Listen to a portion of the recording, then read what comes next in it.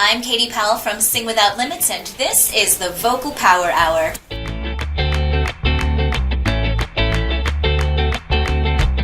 Today, I'm going to talk to you about why faking a vibrato is even worse than faking an orgasm.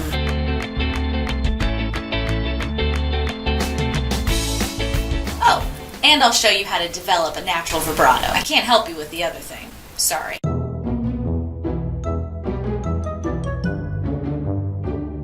Faking orgasms is a touchy subject. Pun totally intended. Anyone who fakes an orgasm is looked at as less than or not in touch with their bodies. And that's because the partner of that faker wants to believe that they're doing everything right in order to achieve that goal.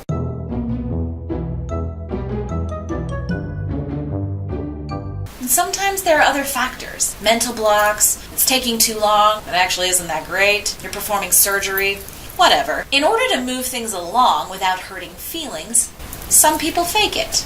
They get impatient and they fake it. The same is true for vibrato. Vibrato is the natural result of everything happening correctly in your singing. But a lot of singers fake it. Singers who know it's supposed to come in naturally often fake it out of impatience. Singers who don't know it's supposed to come in naturally are frustrated that they don't have one. So they start adding in unnatural movement and tension to their sing so that they create the illusion of having a vibrato. I was watching The Voice once, and Pharrell was coaching a 15-year-old girl on his team. He kept telling her that she needed to strengthen her vibrato, which he seemed to think meant that she needed to create one. Besides being ridiculous advice and terrible coaching because it has no real strategy, it was painful to hear. That contestant was young, and her natural vibrato likely just hadn't come in yet. And she needed to know how to correct her technique so that it would. But he wanted her to fake it.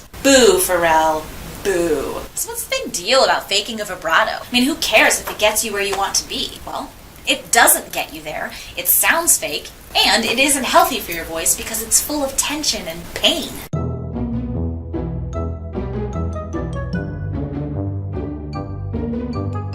Plus, faking it becomes a bad habit. It can become so second nature that you may not even notice you're faking it, which makes it that much harder to stop.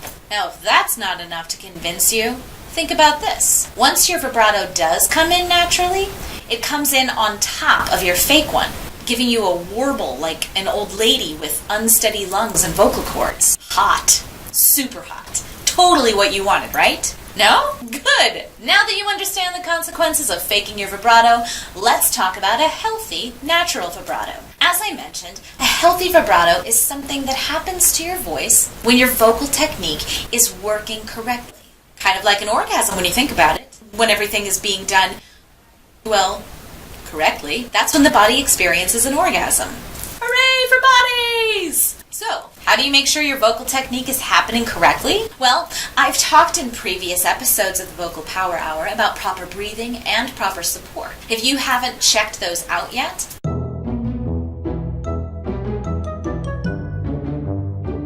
today we're going to talk about connecting to the breath, and I'm going to show you some exercises that will help speed up the process of the natural vibrato coming in if it hasn't yet happened for you. First, let's talk about connecting to the breath. Now, believe it or not, it's pretty common to sing while holding your breath. Sounds impossible, but it happens all the time. It's not a healthy practice, and it's one of the big things that can lead to a singer manufacturing her own vibrato. Now, if you find that you frequently have a lot of extra air to exhale at the end of a phrase, or if you feel like you're always short of breath or never getting quite enough air, you're probably holding your breath. Just for kicks, take in a big breath and hold it, and then introduce yourself, trying to keep from exhaling any air while you say it, like this.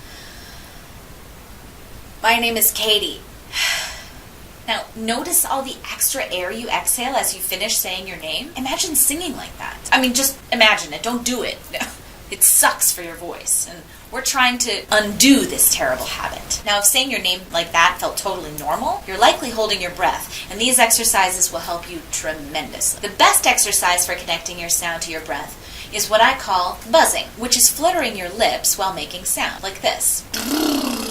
If you find this to be really hard, it's a sure sign that you're someone who holds your breath when making sound. It also means that you probably haven't yet experienced a natural vibrato. So let's try a few. Ready?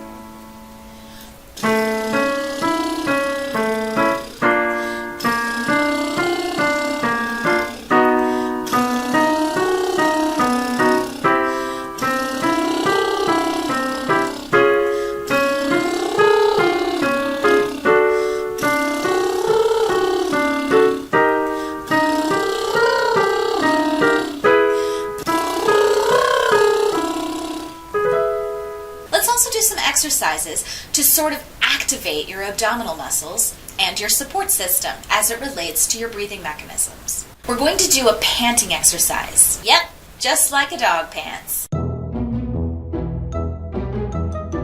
Then we're going to do it again, adding voice, like this. To pant, I want you to take your fingers, you can 2 or 3, whatever, and then you're going to put them on the sides where your ribs are because you're going to feel them kind of going in and out. Again, this obviously isn't necessary to pant, but it's just so you can feel it. So, for a pant, we're gonna breathe in and out 5 times each. So it'll be really fast, like this, like that. Try that with me. Ready? Again. Awesome. So you should feel the sides going in and out pretty quickly. Now we're going to do that on voice. And again, it's going to sound weird, it's going to feel weird, but it's very, very good for you. So you're going to inhale and exhale on sound, like this.